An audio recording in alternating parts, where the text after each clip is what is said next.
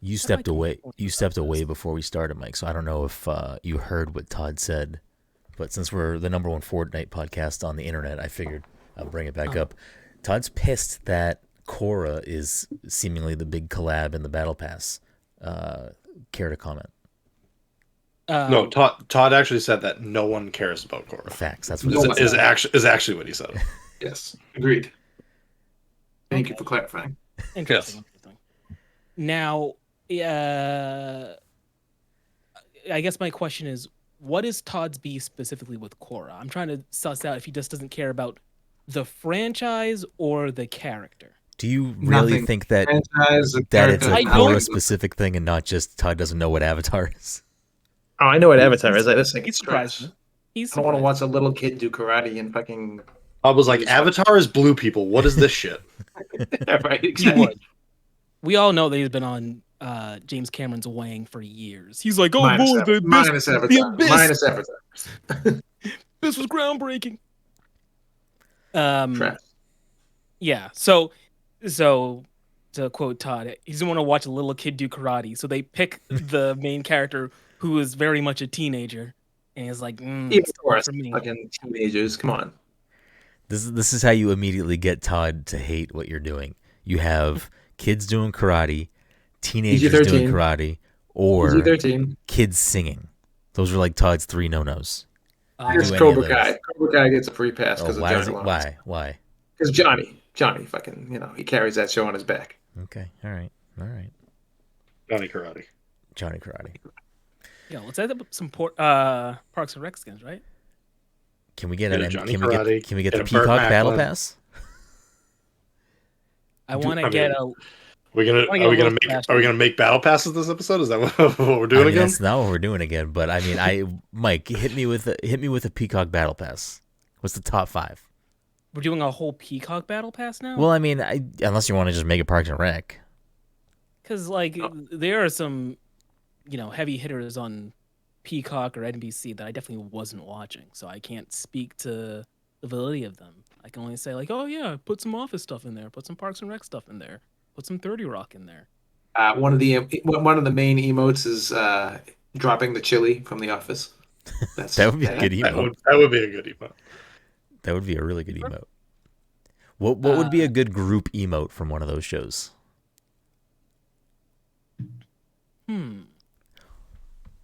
Unrelated, but you know what would be a fucking incredible group emote? First of all, they need to just do a Evangelion crossover at some point. But if they did a emote that you could add on, you hold X or whatever, and you can like join the emote.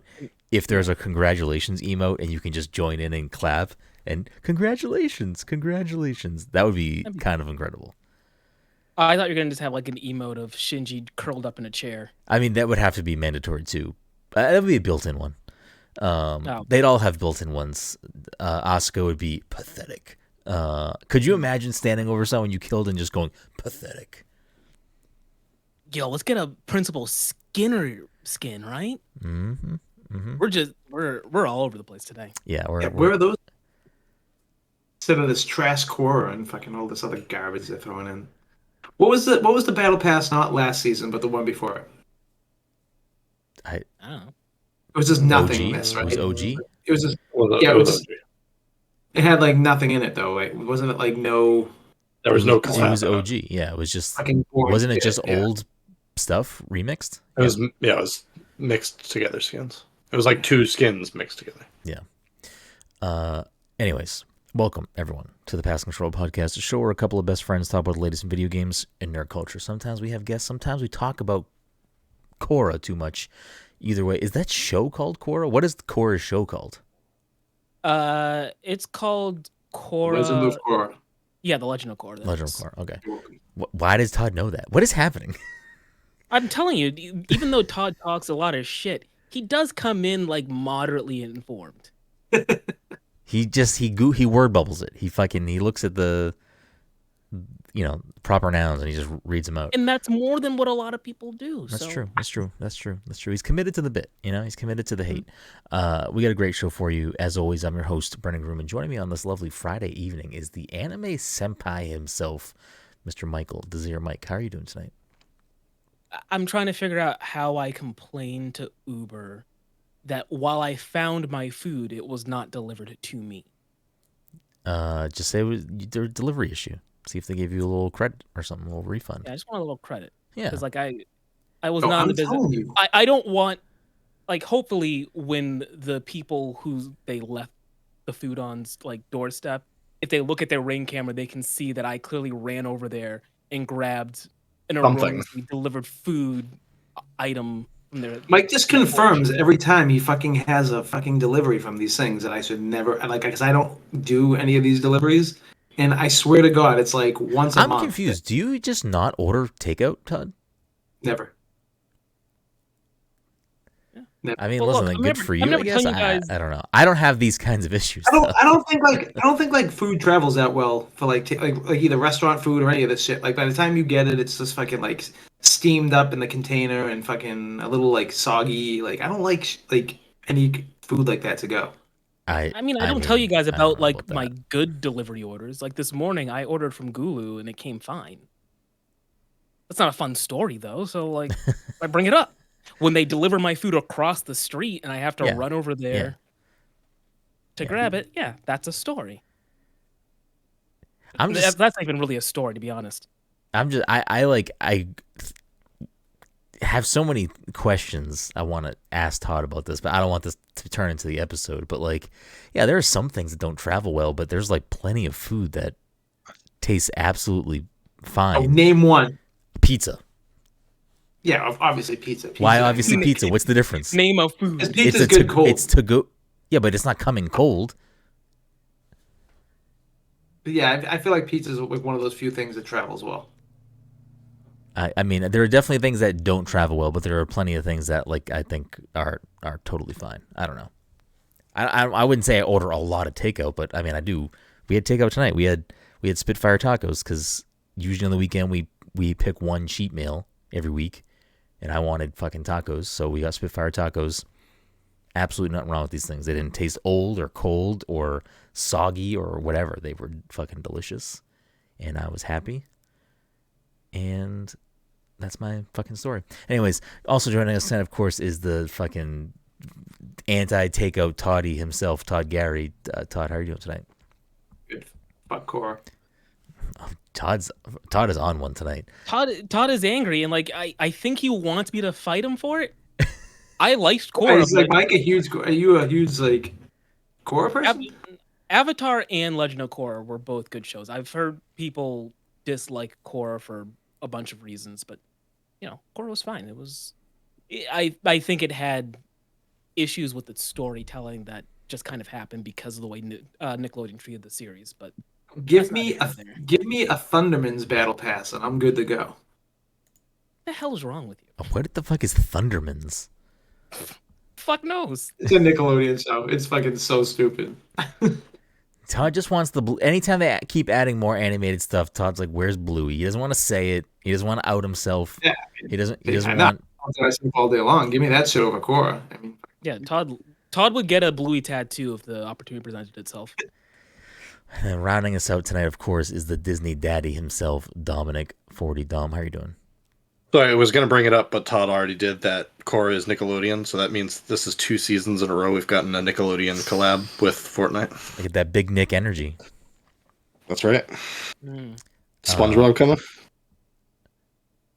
Yeah, we could get it. I'm saying. Yeah, do you know how hyped that would be if it was fucking SpongeBob right now? Todd, or Mike, hit him with the fucking hit us with the. I don't want to put you in the spot. So don't do it if you want to, but hit us with that SpongeBob laugh. You know you got one. You know you got a. He already put you on the spot. You already put me on the spot, and it's not going to come out. It's not going to translate while I'm. Listen, if it presents itself later and you want to just slip one in, have a blast. I haven't practiced in a while. It's going to sound. Just do the hey SpongeBob. Why does Todd's hey SpongeBob sound like Darth Nihilus? Oh, it sounds like Snuffleupagus to me. Hey bird. Of course, as soon as we start recording, that code just came through. So, Dom, the one we're talking about. So I'll download it after. Anyways, we got a great show for you tonight. We're going to talk about a few different things. But before we do that, a couple of quick housekeeping things. The movie pick for the PC Movie Club for March is Dom's pick, and it is Poor Things. Poor Things is available now on Hulu to stream. So if you don't want to purchase it or buy it to rent and you have Hulu, it is available over on Hulu. So we're going to watch and talk about Poor Things at the end of the month. So, and I'll preface this up front, and I'll preface it for the rest of the month. But obviously, this month might have some interruptions in normal programming, especially towards the end of the month, because there's at least 1 week where we'll be out of commission because we will be traveling to PAX East. So not next week, but the week after, there probably will not be a regular episode. If something, I'm trying to put some things together, so there might be an episode that still airs that week, but it won't be a live show because it'll be recorded beforehand, or just maybe earlier in the week. So we'll see. Hotel room show. Listen, I'm down for I'm always down for a hotel room show. I can bring the stuff. I'll have some of my stuff with me because of the panel. So we can always do that. We actually, remind me later, Mike. It doesn't have to be today, but I do want to see what the feasibility is for us to potentially record the panel if we have the means, and it's something we can easily do. I want to see if we can do that so we have at least the audio. I forget what we did last time. I forget if I needed XLR cables for anything. I don't remember either. I can also email the person, the contact, and ask what we would need to bring with us. But I know at least when we tried to film it, we had issues. So, and if that's going to be too big of a thing to figure out, then like if we don't have the video, it is what it is. Yeah, I mean, but the audio would be nice. Like we can pull something off. I'll bring some stuff with me. So we'll see. But anyways, so yeah, I guess that's a nice segue into if you're going to be at PAX East at the end of the month, or not the end of the month, the 21st to the 24th, I think are the dates. 20th, so it's that week. Not next week, the week after. I should just actually pull up the dates because I'm just saying words at this point, and that's not helpful to anybody. But PAX East, I believe, is 21 to 24. 21 to 24. I am going to be on two different panels, one that I'm hosting and one that I am a guest on. The panel that I'm hosting is Saturday, March 23rd at 9 p.m. It is video game cocktail party, sipping on our favorite games. You can join myself, friends of the show. I think almost all of them have been on the show at some point. Jesse Vitelli, who been on the show many times, you may know. Michael Heim has been on the show a few times. Jenny Wyndham, who I think has not been on the show proper, but has been on panels with us. So they've at least been on the podcast feed through PAX panels. And then Kate Sanchez, who has not been on the podcast yet. But it's going to be a great... Oh, and Kenneth Shepard, who's been on the show plenty of times. So going to be a great panel. We're going to talk about video games. I'm making cocktails for a game that each of the four of them have chosen. So we'll have a fun little panel around that. And then on Sunday, March 24th at 12:30, I forget what room it's in. Let me just go to the date. At 12:30 on Sunday, I will be a guest on Between Two Screens, a Nintendo DS retrospective. That is at 12:30 on Sunday in the Albatross Theater. If you can't make that one, though, that one will be streaming on Twitch at twitch.tv/PAX2. So if you can't be at the show and you want to see me talk about the Nintendo DS, I will be on that panel. I think that'll do it for housekeeping. Keep it lean today. But that'll bring us into just kind of steamrolling right ahead. I know what I've been playing. I know what Todd has been playing. I want to save those until after we get through if Dom and or Mike have things that they've been playing this week they want to talk about. Mike, anything? Anything going on in your world? Not really. A boring dude, I say. What about you, Dom? I know you texted me about something. I've beaten the Bluey game that's on Game Pass. That is a quick little game. Was it good? If you're a fan of Bluey, or if you're like playing with kids, it's worth playing. It is like very short, and like there's not like a ton of story to it. So, I also played through a game called Return to Grace, which is also on Game Pass. It's pretty narrative driven. There's some puzzles. there's some like there's a few different endings from what I've read, based on decisions that you make in the game. It's worth checking it out if you've got a few hours. It's again, it's a pretty short game. I think it was a 4-hour game. Mm-hmm. It's about a astronaut from the future that travels to a like lost. Earth had set up a settlement on an asteroid and lost contact with it. So the astronaut goes out to like find out what happened to it and whatever. Pretty interesting story. And I am now on chapter 11 of the Final Fantasy VII Remake. I was gonna say every time I'm on PlayStation, I see you on there. I need to unprivate my PlayStation because I have it locked because of Rebirth. Not that I don't really turn my PlayStation on outside of playing a PlayStation specific game. So I play PlayStation more than Xbox at this point. that's not the case for me, but good for you. I'm glad you're enjoying your PlayStation, Todd. Speaking of that, we can just jump right into what you finished yesterday or today or whatever. Keep it spoiler free still, just because it is still rather new, and at some point, at this point, probably after PAX, we'll do a proper Final Fantasy Rebirth spoiler cast. But what are your like kind of overall takeaways? I landed the episode you weren't on. I did a review on it. I also wrote my review about it. I gave it a 9 out of 10. I don't know where you're at, kind of where you want to speak on the game and how you've kind of landed on it. Yeah, I mean, I'll probably give it like an 8, 7.5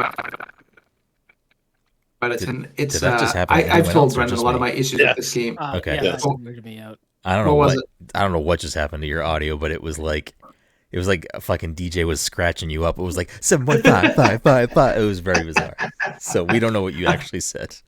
Oh, I said like I'd give it like a 7.58. I still have issues with this game that I had with Remake when it comes to like the pacing of the game and just overall like I feel like in Remake every time something got good, it came to a screeching halt to do some stuff that I didn't really necessarily want to do or just kind of slow moving parts. And I feel like this game, I don't know, I played it for like 80 hours, which is a pretty fucking long time. But by the end of the game, I thought the ending was great. The last 2 chapters were good, but yeah, there's just certain things in that game that I feel like it could be a lot shorter and didn't need to be the way it was. That wouldn't like hinder the story or really directly affect the story at all. Yeah. And I was talking to Brenden about some like just little things like, and this is gonna sound stupid, but there's like vines you can climb and shit like that, and like it's just like the most slow moving climbing mechanics. It's just like you're just like, oh, I gotta do this, and like even like little praying stuff, and like it was just little things like that I'm just like, oh god, this game it's getting so good, and then I'm like, and then I gotta do this, and then I think it's a good game. Like, don't get me wrong, but for me, it's just 7.5555. yeah. It was very immersion breaking. A lot of the parts in this game that were like, trying to stealthily get a chocobo here and there, or like pulling a cube that like moves like so slowly, or throwing boxes that like, oh god, like there's just so many. Like there's a part, which obviously we don't have to get into it, but there's just like a whole part, and I think it's like chapter like 10 maybe or 9. That like I almost stopped playing the game. I was like, I don't want to do this anymore. I'm just done. Like I was like, I'll just fucking watch a YouTube video at this point. But that's I mean, like, listen, I have a lot of those same issues, and I hated some of those parts of the game. But like, it's ultimately what keeps it from being a 10 for me. But it doesn't knock it down so drastically for me personally. It's just wild though, because the combat's so good, and then like you're just like, okay, now we're gonna have you do this stuff, and I'm just like, so there was so many times, and I felt like I feel like I was pretty loud about this with Remake, where there was just like a lot of things that like you're doing something good, and then all of a sudden you're like, why am I doing this? Yeah, but like, why am I? And this is like where I'll jump into like with Remake, I feel like it had a lot of the same issues that you're talking about, and I had a lot of the same issues with it as well.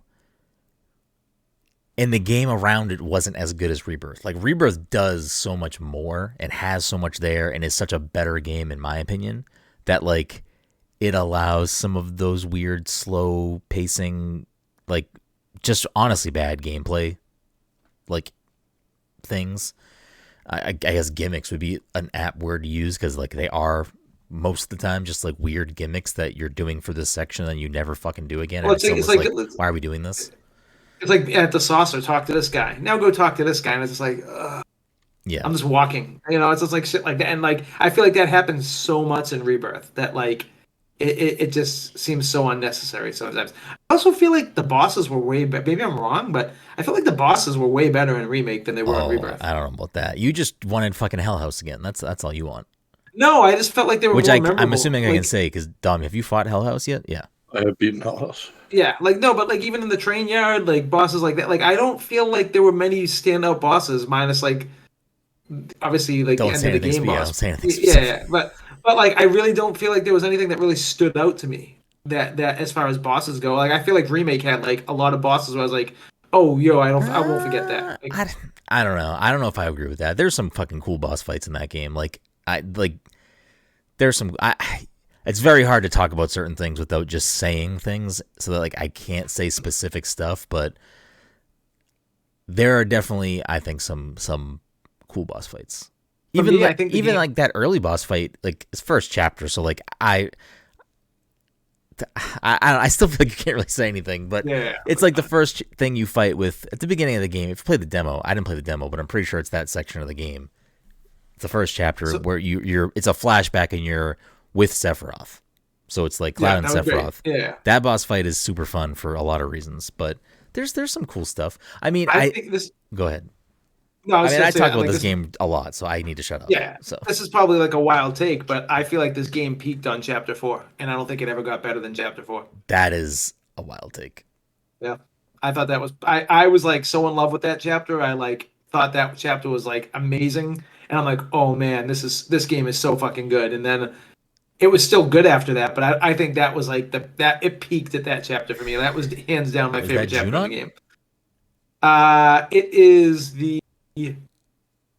I don't want to spoil anything, so it's like. What part of the game is Junon? It's when Barrett's in a sailor outfit. Yeah, Junon. I think that's yeah, Junon. Okay. Well, when you're like when you're in the sky on the ship, or when you're in Costa del Sol. When you're in the sky on the ship. Yeah, that's Junon. Yeah, Junon's a great part of the game. But then, like, even Costa del Sol right after is a good part of the game, and then it like quickly becomes, in my opinion, bogged down by a lot of the things that aggravate me about the game. I don't know. There's some cool stuff in there. Like, and now I'm and I won't say anything, and don't say anything specific about this, but the chapter in between Junon and Costa del Sol is a fucking highlight for me. The Queen's Blood chapter. It's a short chapter about Queen's Blood. It's so good. I don't know. I respect your opinion. I absolutely can see why you fall on that mark there. I don't know. Especially like because I feel like every chapter after that, I was annoyed by something. Where like leading into chapter 4 and going through chapter 4, I wasn't really annoyed by anything. There was nothing that was like hindering what I was doing. But then you're misremembering the Mithril Mines. Maybe it's been so long. It's like I feel like I've been playing this game forever. Yes. So it's like it's been about a straight month. I think the worst two parts of this game in its entirety, and this is pretty much where it became a 9 out of 10 for me, and not a 10 out of 10, was it has, like you said, it has horrible pacing. I think you're absolutely right.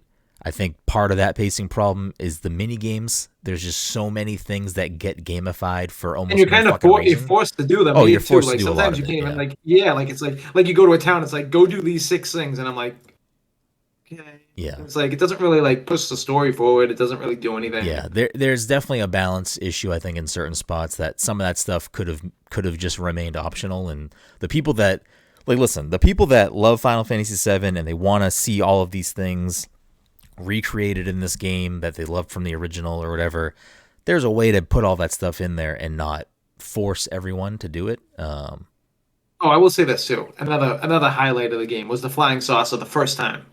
When you go to the hotel and everything, that was great. I was so in and out of the. I got in and out of Gold Saucer as Did you? quick as I Okay, could. yeah. It's fine. But- It was but- fine. I was just mini But even, gamed like- out at that point. I Well, it forget. wasn't the I minigame, saw like the hotel itself, like with the Yeah, guys the like hotel was upside cool, down and yeah. everything. Like, yeah. the I forget who tweeted. I think I saw a tweet that was basically like Final Fantasy VII Rebirth is like Mario Party the RPG or something. I fucking died laughing because it's Right. just so full of mini games. So that's where you're landing 7.5, 8 out of 10. Yeah, I'd say like I'll give it an 8 just because there are, like, thinking back, there are like a lot of stuff that I did like, but yeah. So I mean, it didn't do much to knock what bothered me in the first game. yeah. Like it. So I'm curious because I think we were both kind of hard on remake. And I think we were both kind of in a similar boat of I don't think we were both super excited for Rebirth. I think we were both kind of just like, we'll play it. I think as Rebirth got closer, I was getting a little more like, you know what? My opinion over time has definitely softened on remake. I still have certain issues with it, but I definitely like a lot more about that game now. So I was getting a little excited about Rebirth leading up to it partially because like I was very curious to see where they were going to take the story, but I was also just remembering how much I loved the combat of remake, and the combat in this is the same as remake, but they've added so many more mechanics onto it, like the synergy abilities and all these other like things that were not in remake, and like I was excited to go to that. But with that being said, now that we're both through Rebirth, where are you in regards to like excitement, thinking about where this is gonna like finish, like with the third game? I don't know. I think I'm in the same boat as I was after remake. Yeah. Yeah. I'm in the. Listen, I really, really, really liked the combat this time around, and I am definitely excited to do more of that. But I think more so, I'm definitely excited. Maybe excited is the wrong word. I'm excited to do the combat again and play the game again. But I think I am not as excited, but more just curious where this story goes. Because I definitely have strong feelings about how this game ends, and that will be tabled for the spoiler cast. I have a little bit of a hot take right now, though. I think I liked Final Fantasy 16 more. I actually can say I liked Final Fantasy 16 more. I don't think that's a hot take. I mean, I think the hot take are people that actually no. I don't want to. I don't even. It's not a war. I'm just like, listen. I love Rebirth. I think Rebirth is great. It's fantastic. It's a 9 out of 10. It's a fantastic game. I just think that a lot of people are having their moment in the sunshine with this game right now and haven't played the whole game yet and haven't gotten to the end of the game yet and haven't gone through these pacing issues and haven't experienced the end of the game. I'm curious to see over time this year how people's opinions, if they change on the game, because I don't know. You saying you like 16 more, I think there probably will be a good amount of people that might have that same opinion of where they're at. But there are people that say like 16 is like a top 3. I think you guys are also farther away from 16, and you forget how much pacing problems 16 has. I like Rebirth more than 16. Like that's not a question for me. I like the combat 16, better. But yeah, I like the combat better than 16. I don't like the combat better. I said that last week. I don't think. And I also like Clive as a character more than Cloud. I don't think Cloud's anything special. I think he's kind of a fucking boring. I think Cloud's a boring character. I don't I know. like That's Cloud. fine, but he's just kind of like whatever. No, He's I like, don't. Yeah, but like 7 is so much more than Cloud. 7 is like no, I know. an No, amazing Aerith cast. is like and I think like Aerith and Barrett are the best part of those games. Like, I said this on the podcast, and I said it in my written review over at passcontrol.io, but this game, Rebirth, has made me care about the characters in Final Fantasy VII, however, all the places they exist, has made me care about that cast of characters more than anything else ever has. Like Barrett, Aerith, specifically, and Red, actually. I fucking really like Red 13 now. Like, way more than I ever did before. So this game does so much more for these characters, and I think the main plot of the game is where the game has its bigger issues with storytelling, and I'll leave it at that. But yeah, I think a lot of people love 16. Like, I think some people put 16 in like a top 3 Final Fantasy. I have not played enough Final Fantasy games to say that, to say anything and have it matter, I guess, because I like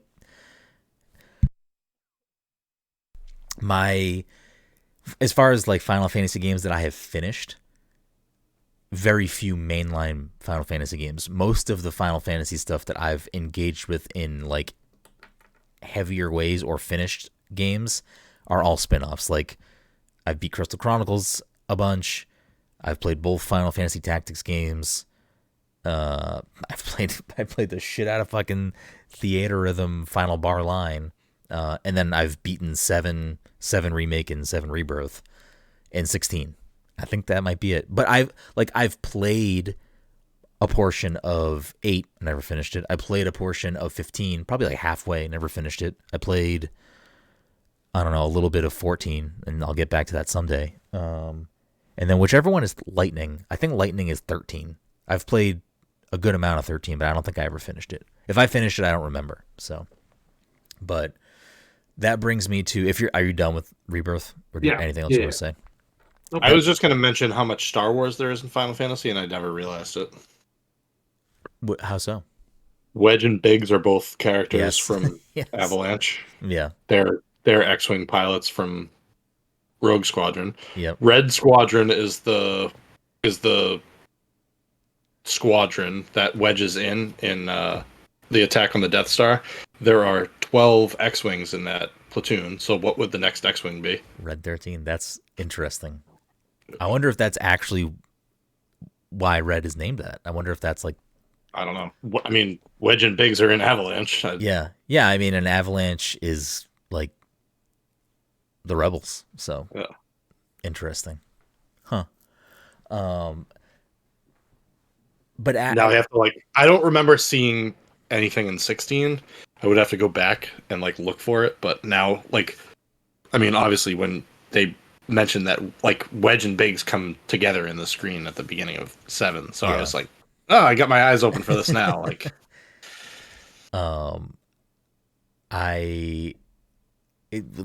Last week when we finished, or when we were recording, I was kind of in I'm gonna pull back from playing anything big right now because I just went back to back Infinite Wealth to Rebirth. So I was in a good Balatro hole. I was in a B hole for quite a while. I'm still coming out of my B hole. I'm still playing Balatro pretty regularly, but I was like, I kind of want to play something that is scratching a specific itch, and the more I thought about it, I was like, I really just want to play another Final Fantasy game. There are so many Final Fantasy games, and there are so many that I've never played. So I was going back and forth between where I wanted to land, and I ended up landing on Final Fantasy X, which I think 10/10-2, a lot of people would probably say best Final Fantasy, or at least top 3. So that's where I ended up. I downloaded 8, 9, and 10 to my Xbox because I was going to probably land between one of those. Todd's mad because I didn't choose 4. 6. Oh, 6. Right? Sorry. Yeah, I think you're 6. Jesse loves 4, and Jesse was trying to tell me to play 4. So I had people pulling me in all different directions, but I ended up just landing on 10 because I think I think it was either Ken or Michael Hyam. One of them had said like it's a good like. I think they basically said like as far as like pillars of Final Fantasy, it's like 7 is a pillar, and I think they said like 10 for a lot of people is like a pillar of like. If you play Final Fantasy VII, you will understand a lot of what Final Fantasy is about. If you play Final Fantasy X, you will understand a lot of what Final Fantasy is about. So I was like, yeah, I mean, people love this game. Like, I might as well just jump in. Like, and that's not to say people don't love other games or love 8 or love 9 or whatever. But, like, I think things like 8 and 9 are more divisive, whereas, like, 10 is more like, this is what Final Fantasy is. So I was like, fuck it, I'll just throw it in the ring and see what happens. And it's I'm probably like 5 hours in now. It's fucking real good. Like it's an older game. It's a fucking PS2 game. So turn-based, baby. You gotta kind of what'd you say? It's a turn-based. It is turn-based. It's an older game. So you gotta wrap your head around that a little bit. But I'm enjoying it a lot. Like I'm very happy this is where I landed. Even though I think I'd still probably enjoy if I went to 8 or 9. Like I've played a sliver of 8, and I actually kind of wanted to pick 8 just because I've played a portion of it. But I'm happy that I'm here at 10, just because 10 is like I think on the same level as 7, whereas like a lot of people say 7 is one of the most important turn-based RPGs, one of the most important Final Fantasy games. I think people would kind of maybe attribute that to 10 as well. So I feel like 10's a good game for me to get off of my never played list, and then I can move from there. So a week ago I said I don't want to jump into another RPG, and here I am jumping into another like 40 plus hour RPG. So that came out fucking 20 years ago or whatever. So it's like, what am I doing? I just said the same thing, and now I want to play Fallout 4 after that trailer. Yeah. Like it's like I want to go back into it and start it over. Not only that, it is a good segue for you because you chose to fucking jump into 14 now that it's on Xbox, right, I know. And that's like a 400-hour game. So if I feel like that's something hooks, I can drop if in that and hooks, out of, yeah, you though, can definitely drop in and out of it. But if that hooks you, you're on the hook for a very long time. But and I can see it hooking me. It's overwhelming right now though. Yeah. But I'm enjoying it so far. I have to see, because I was playing it on PC. I have to see if I can just play my character on Xbox and not have to pay money to do that. Because if I can do that, then I'll probably just play. I mean, I can probably just still play with you from PC, but I'd rather have the flexibility of playing it on my Xbox. So then I play downstairs or whatever. Like I can play it in different rooms other than just sitting in here. So, So you're super early, but you're already like, aside from being overwhelmed because it's an MMO, like you're feeling it. I don't play many games like this, but like I kind of dig games like this. Mm-hmm. Like I was saying, I played like the DC Universe game, which is not really the same thing, but kind of in some ways. But yeah, I could totally see myself getting lost in a game like this, especially if I have nothing to play right now. Yeah. Because I don't know what the next game I'm going to play really is. I haven't really even thought about it yet. I mean, ever since I beat fucking Rebirth, I'm like, I'll play some Saifu, and then I jump from like everything. I'm like jumping from game to game. I can already tell like a gamer ADD right now.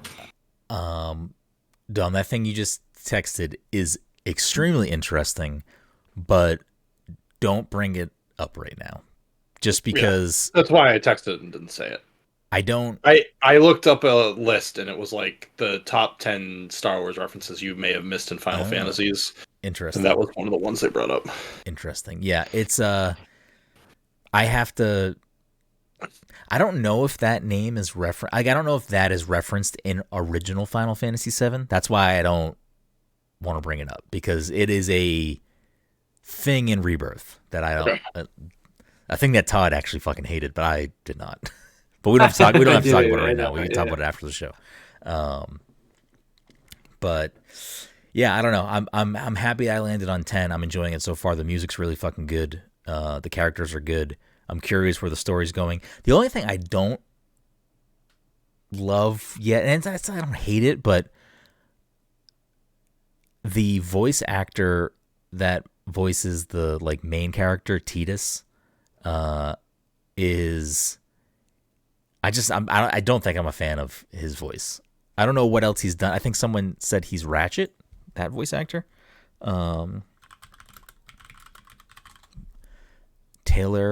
James Arnold Taylor.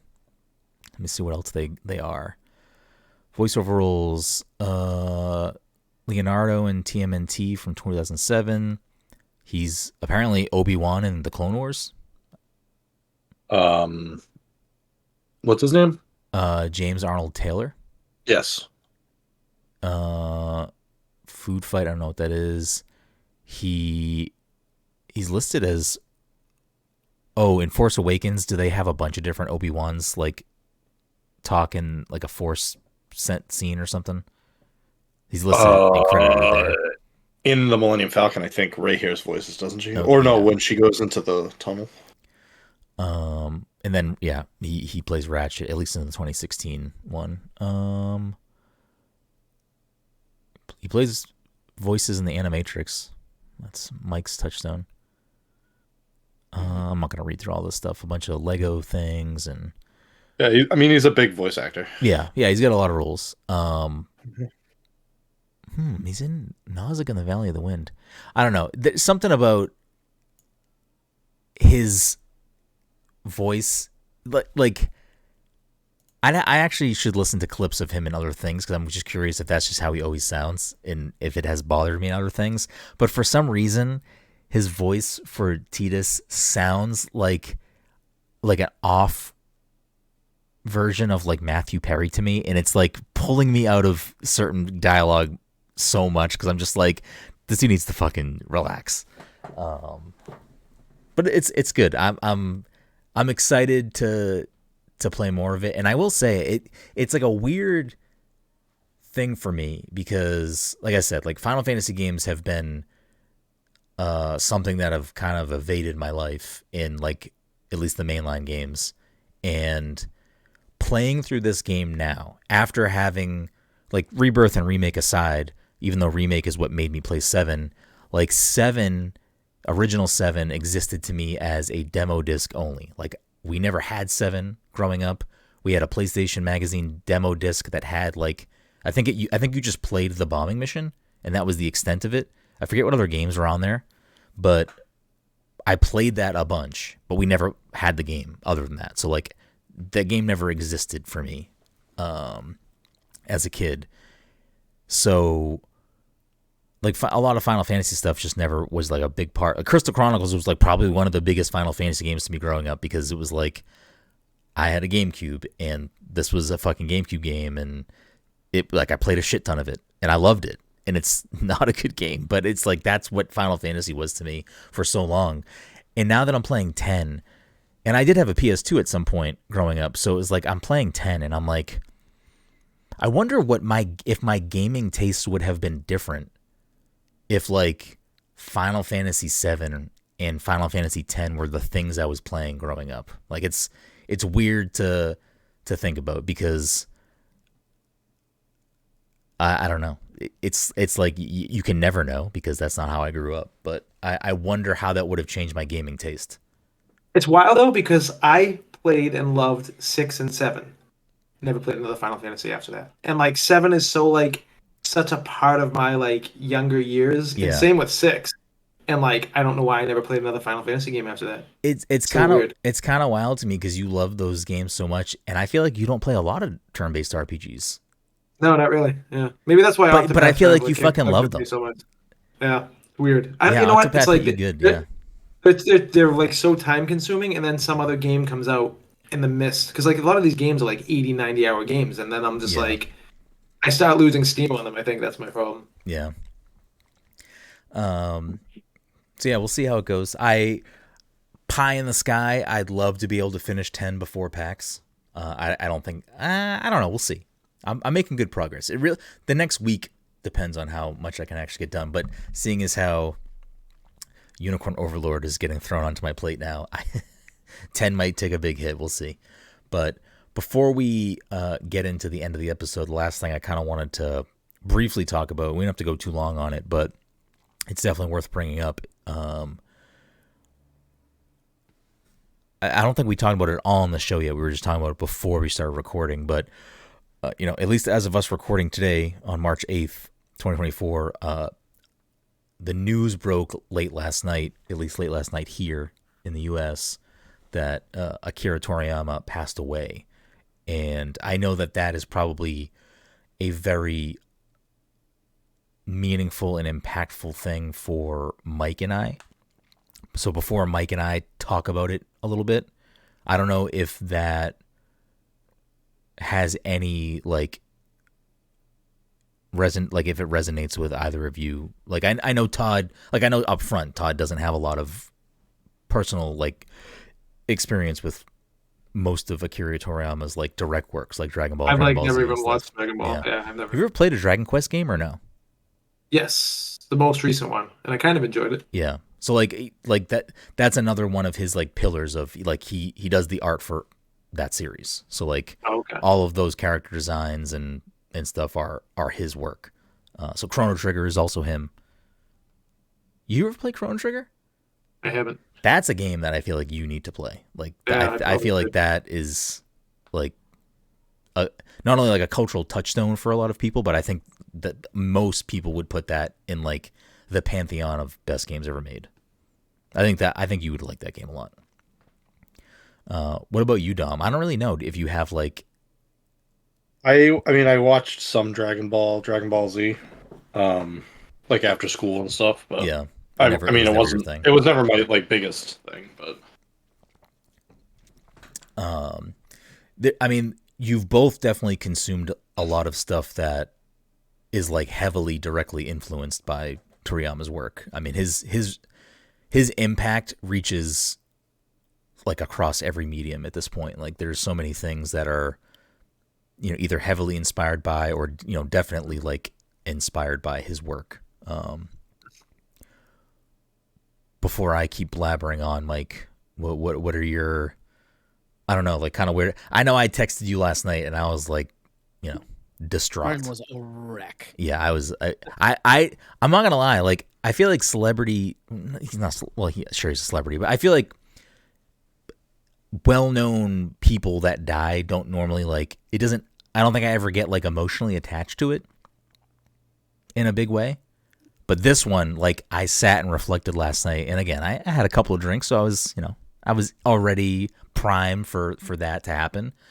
But I don't know. Like, I sat and thought about just like the impact that Toriyama had on like my life specific, like me growing up, like is like so many touchstone moments of like either something he created or something he worked on or something that was like spawned off of something he made.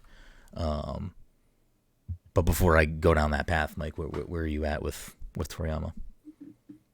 I mean, yeah, Dragon Ball Z was one of like the earlier shows I can think of, and I just mean shows in general, where like it was a thing me and my peers were following. That was like oh, did you see what happened last time, and keeping up with an actual storyline in a series. Yeah. And that was honestly, that's probably the same for me. That's probably the first time that like a television show is like the thing I was watching week to week, like waiting for the plot to roll out. Waiting for progress. Yeah. And looking at all of the reactions and things, it's like I knew Dragon Ball was influential, but it never really crossed my mind just like how wide reaching it was. Like I knew it was special, and I knew a handful of other things were like, oh yeah, there's a direct connection here. But like seeing the like outside of Dragon Quest and Chrono Trigger, like seeing the influences elsewhere in video games, or other things that I forgot had direct references to Dragon Ball Z. It's like, wow, this really was a big thing. Yeah, like I read a lot of stuff last night, and obviously like Twitter was alive in the good kind of way that I haven't seen Twitter be alive this way in so long. Like it was a good website for once, and it was just good to see.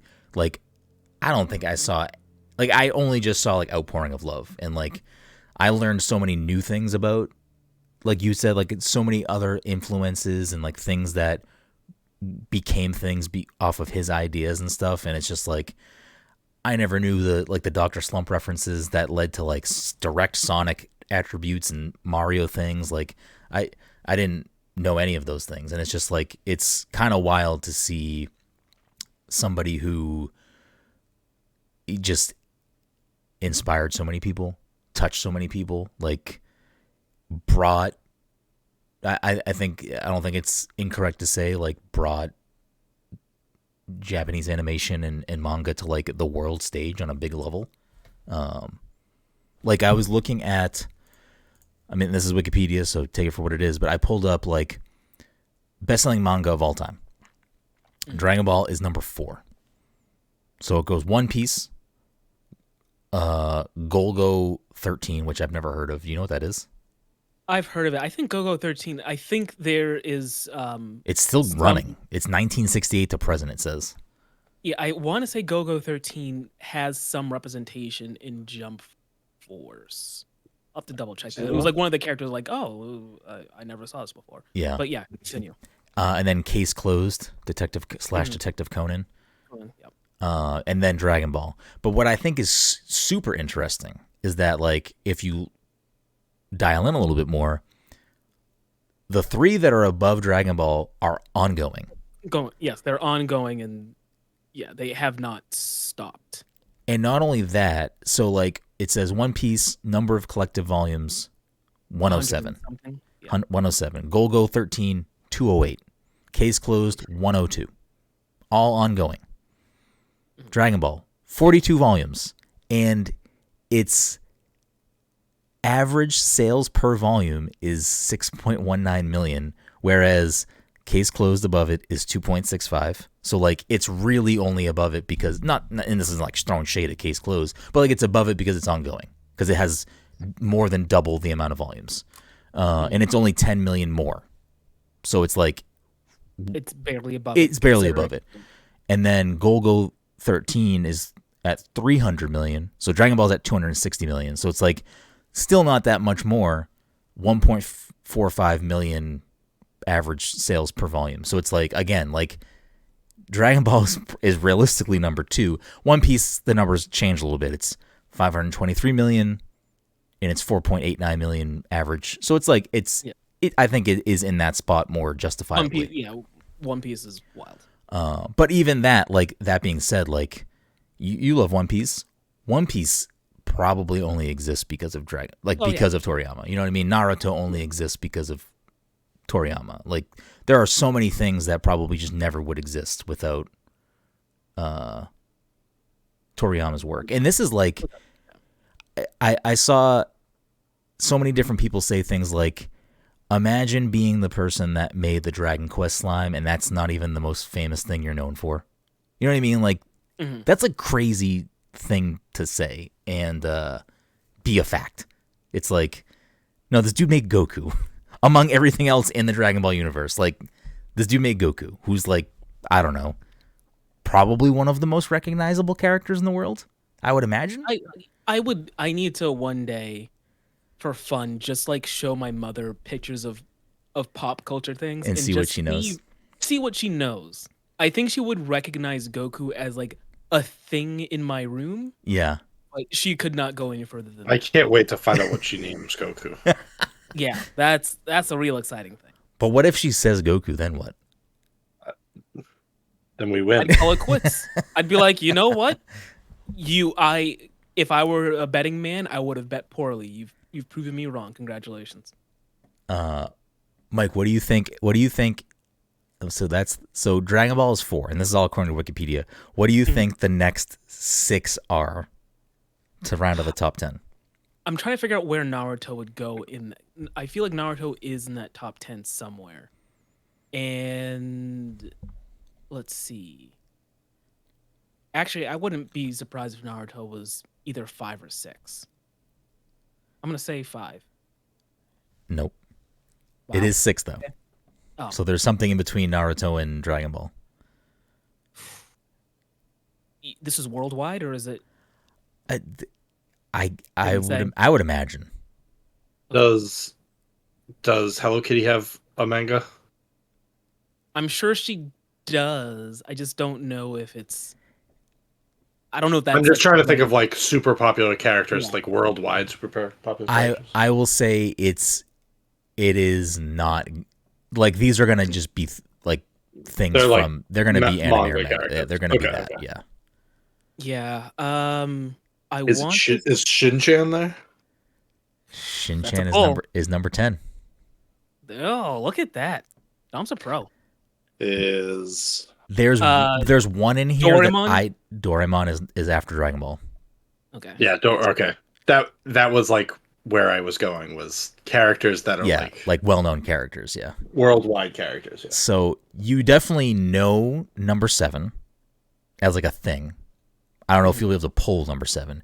I don't know what number 8 is, so I don't know if you do. You may know it. And then number 9, you definitely know. Okay. So I'm trying to think if I believe Sailor Moon. I don't think. Yeah. It is not in this list of top. It is not in the list Yeah. of. So this list is compiled by at least 100 million copies and above. Sailor And- Moon is not there. What is the list actually like? Top manga or top like selling characters? Oh, so or- it's Demon Slayer. I think this is just approximate. I think it's approximate sales of tankobon volumes, which I'm assuming is just manga volumes. Yes. Yeah. And Demon Slayer did well. I don't know if it would be in the top 10 just because I don't think it's it had a lot not of old volumes. enough. Well, it's number 9, Mike. Oh wow, that's impressive. Because it's over. I don't know how many volumes it is, but like It is it's not- 23 volumes. Yes, and it is only a 4-year run. So you're missing 8 and 9. Titan's got to be in there. I'm sorry, you're missing 7 and 8. Oh yeah, Attack on Titan would be a. Attack on Titan is number 11. Oh wow. So here, I'll go through the bottom of the list to Here's a quick question. Okay, I don't know if it would be up there, and I don't remember what the name of the actual. I forget the name of it in Japanese because when it was airing on Foxbox when I was a kid, it was like a sequel series and they called it Ultimate Muscle, but I forget what the actual name of the show is. I can see that. I can see the characters. So it was like a wrestling show. Yeah, I forget what it's actually called. I don't believe it is one of these It's up things. Yeah, I don't think it's one of those. Did we get any Astro Boy in there yet? Astro Boy is lower on the list. So How about 11, Berserk? 11 down is Okay, let's hear. Attack on Titan. Oishinbo. I don't know. Bleach. Dom's favorite. JoJo's Bizarre Adventure. Oh yeah, Astro Boy. there it is. Fist of the North Star. Oh yeah, Hajime no Ippo. Ippo. That's the boxing one. That's not Ultimate Muscle though, right? No, it's Okay. The Kindaichi case files. I don't know that one. Kingdom I've heard good things about Kingdom recently, but I don't know anything about it. and Touch. I don't know Touch. So there are 2 left, 7 and 8. Again, one of them you definitely at least know of this thing, and then the other one I don't know if you know it or not. Mike, you had a guess, right? He said Berserk, but Berserk is not one of them. Berserk's What about Prince Tsubasa? Is that the soccer one? soccer one? Captain Tsubasa, that is at the top of the next list between 50 and 99 million. That is a 90 million joint right next to Jujutsu Kaisen. I'm trying to see if there's anything up here that I think would actually. Baki the Grappler is not Ultimate Muscle, right? I don't think so. No, Baki the Grapple. That's also like a. I think I found it because I recognize this character. I think it is Kinnikuman is the Ultimate Muscle one. Yeah, that sounds right. Yeah, Baki the Grappler. It's like another like fighting one, but I forget what. I sport it is. at least one of these I would be surprised. Actually, maybe I wouldn't be surprised. But no, just based on what I know your personal preferences are, I would be surprised if you had anything for it behind you. You'd be Unless surprised. you just randomly bought a volume of a manga that you don't intend on reading. Oh, okay. So you're saying that I don't would think you would know it, but I wouldn't own it. Yeah, I don't think you would, because I'll this might be too revealing, but I don't think you like This type of. I don't think you like this genre of manga Okay. or anime. So I'm thinking it's a romance or like a shoujo of some sort. I mean, I don't think it is. No, it's a shonen. It's a shonen. Yes, they're both of these are shonens. Oh, shonen. Okay. You guys give up? Because I have the answer. One of them is a comedy, Okay. which that's the one I don't know if you're gonna know what it is, and the other one is a sport. is a sport. Oh, so Haikyuu. It's not Haikyuu. Think about Michael Jordan. Get there. Michael Jordan. Todd really wants this segment to be over. Oh, it's slam dunk. Yeah, it's slam dunk. I'll just say the other one unless you have a guess, because I don't think Just tell I've me, never heard 'cause of it, so maybe you don't know it or maybe you do. Kochi Kame Tokyo Beat Cops. I think I've heard of it, but I wouldn't pull that one out of my ass. Yeah, that's what I figured you wouldn't have been able to. Is slam dunk that big of a deal? Slam dunk is People I think people really love it. like. They had a movie Yeah, that came out in theaters like last year. there are a few sport ones that people really like. I think Mike said Haikyuu. I think people like that one a lot too. People like Haikyuu a lot. It's I mean it's next to Berserk with the 60 million mark, but yeah, there's another sport one that people like. Blue Lock? Is that a Blue soccer Lock, one? I- Yeah. That's also soccer. I mean, there's also Captain Tsubasa, which people clearly like. 90 million. That's another soccer one. And of course, Prince of Tennis. People love Prince of Tennis. Prince of I don't know if Tennis. actually- Prince I don't know of, if people love Prince of Tennis, but Prince of Tennis is right below Haikyuu. okay. I think I saw another one in here too. Oh, okay. I was like, why do I know Tokyo B Cups? One of the guys was in Jump Stars. Oh, okay. Yeah, I figured as much. But Yeah, part of those jump games were crazy. yeah, part of the reason why I went down that little path there was earlier I was doing a lot of just reading on like general Toriyama stuff to see if there was like things I didn't really know about him or whatever. Because one of the like I've watched all of Dragon Ball, I've watched all of Dragon Ball Z. I have never gotten around to GT or Super. But I never really engaged with Dr. Slump at all. So I was kind of looking into that a little bit more. I'm going to see if I can actually find a copy of Volume 1 to buy that isn't super expensive. And then probably just either read it online or there's 2 different animes for it. So I'm gonna check it out because it seems like Dr. Slump is also super influential in a lot of things that like in sort of the same way Dragon Ball was. Like obviously Dragon Ball did something else other than just influence people. Like it pretty much just like created like the battle shonen, like the framework for what all of these other shows and stuff would become after. Is that fair to say, Mike? You would know better than me. Is Mike frozen? Mike I'm had, guessing. yeah, I'm Mike's guessing. internet had to have crapped out or something because No, he's not. I just saw him blink. he did not blink. He's just pissed off. He just doesn't want to answer you.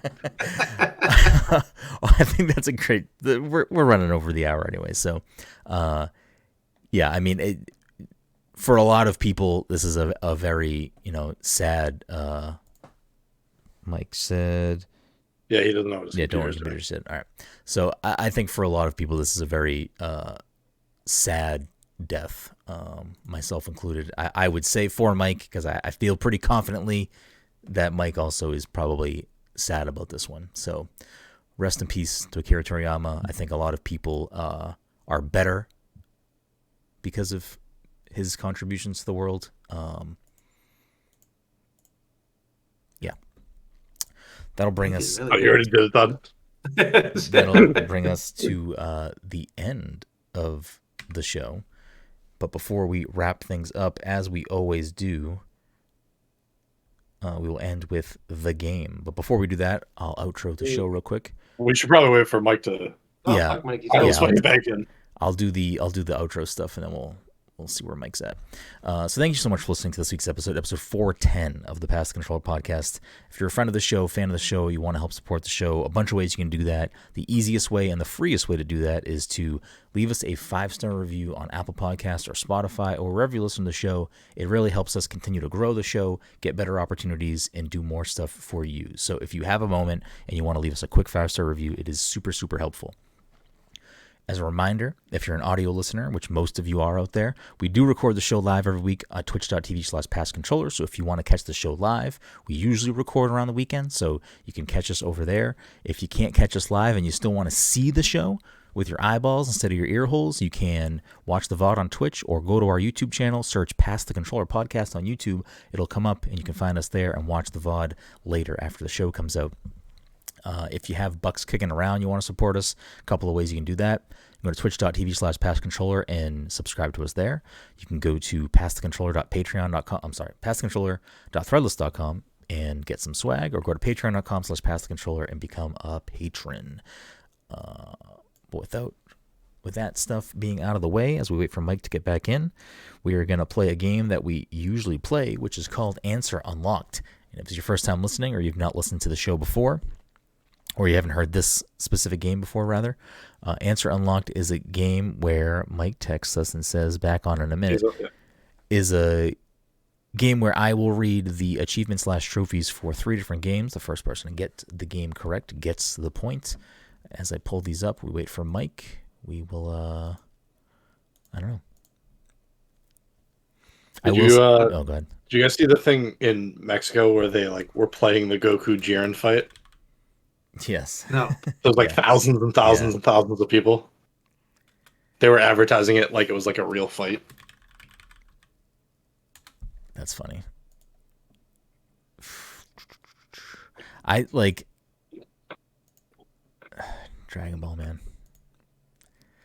Last night I was like, oh, I'm gonna fucking fall asleep watching some Dragon Ball now, and now I'm at the point where I might just rewatch it casually in the background, because it's good stuff.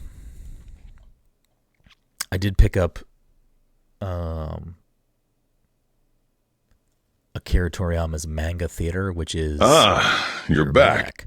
Like a lot of his one-offs that got published in like Weekly Shonen Jump and stuff. So I might read that now soon as well.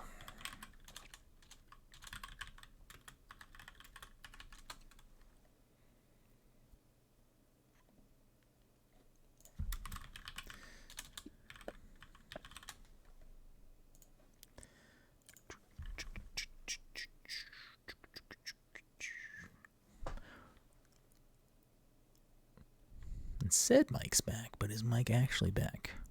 The world may never know. You guys, I'm here. This is Todd's perfect case scenario, because the first place is Mike still at first? No, Dom's at first. The leaderboard for there he is. The leaderboard for the year as it stands is Dom in first with 12, Mike in second with 11, and Todd all the way down there in third with 5 points. Are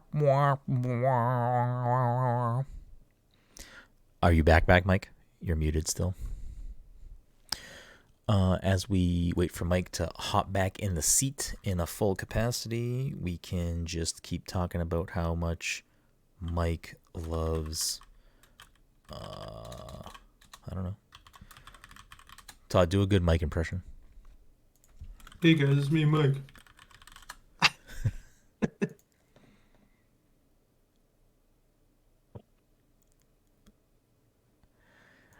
I can't tell if tonight's game is going to be all devil horns or what. We'll find out.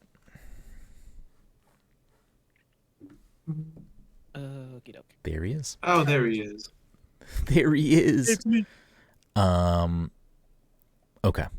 For game number 1, you need to give me most of the title. If you are able to give me the full title when you say the game, you will get 2 points. Because I don't think anyone's going to do that. Game number 1. Living Legend. Awarded for earning all available achievements/trophies. Dragon Quest XI. It is Dragon Quest XI. There you go.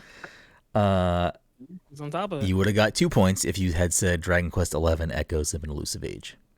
Oh, I would have never gotten that. Yeah, that's why it was a 2 point. That was a 2-pointer. All right, well, Todd sniped that one off the top, so let's see how the next one goes. Game number 2. Back Attack. Complete. Blue Dragon. What the fuck, Todd? Oh, Todd came to play today. All right. I'm googling these right now. So no, come on. Like, I don't know. I don't know what you're doing. you clearly looked at like games Listen, that Akira Toriyama made line, fucking artwork for. All right. Game number 3. That's all I got. That's all I know. Incorrect. For this, you need to give me the full title. If you do not give me the full title, you do not get the point. Those are the only 2 games I knew, so I'm shit out of luck now. Well, the other one was Chrono Trigger, and I already said it. Yeah. No achievements for that though. The Breaking Point. Obtain all achievements/trophies. Will survive. Oh, Jesus, fucking holy Boston accent just came out. Will survive if we work together. Complete the prologue.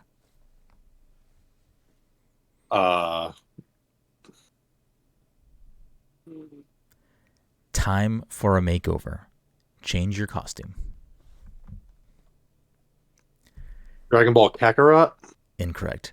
Training to survive. Train any skill up to +20. Dragon Ball Fighters. Incorrect. Your suffering starts now. Power any raider skill up to +20. Oh, Dragon Ball Z. Xenoverse. No, it's the Breakers. It is indeed the Breakers. It's not Dragon Ball Z, but it's the Breakers. Dragon Ball the Breakers. Yeah. That ends the week with Blue Dragon. I was not sure. Todd clearly looked at games Akira Toriyama. No, I saw. Well, like last night when I was like looking up stuff on him, I was like, oh, I kind of remember that game, but I never played that game. I did it. I never finished it. I don't think I ever finished it. It's really good. I feel like I kind of want to play it. It's good. You can still buy it on it. Yeah, it was an Xbox exclusive when it came out. I don't know if it ever got ported elsewhere, but yeah, it's probably like $5 on Xbox. You could probably just get it for $5. I have a physical copy somewhere. I don't know if I ever finished it though, but it's real good. They made a sequel. I think it was a sequel for the DS or the 3DS. I think it was called Blue Dragon Plus. I never played that though. Yeah, Blue Dragon. I wasn't sure if anyone knew what that game was, so I wasn't sure if that was going to be a Devil Horns. And then, of all the Dragon Ball games to pick, I feel like the Breakers would have been a little harder one to pull. But Mike said, "Nah, I got this." So that'll do it for this week's episode 410 of the show. We appreciate you. We'll see you next time.